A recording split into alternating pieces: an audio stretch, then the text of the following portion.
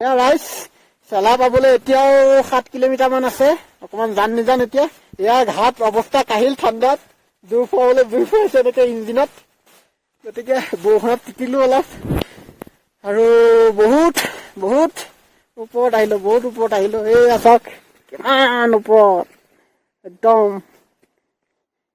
সকলো পাহাৰ এতিয়া সৰু সৰু লাগিছে আৰু এতিয়া 7 কিলোমিটাৰ পথ যাবলৈ আছে।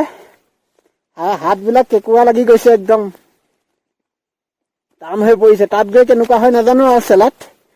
কওকচোন অকমান। ৰাস্তাত চাৰ্ট পিন্ধি নাহিব, জেকেট লৈ ল'ব।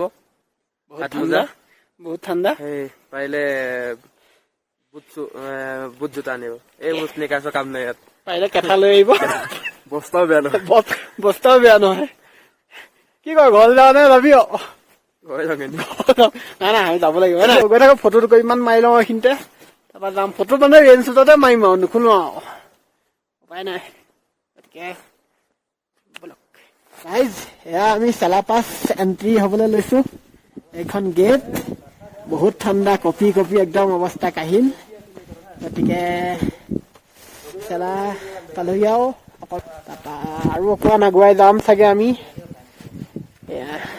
গতিকে হ'ব দিয়ক।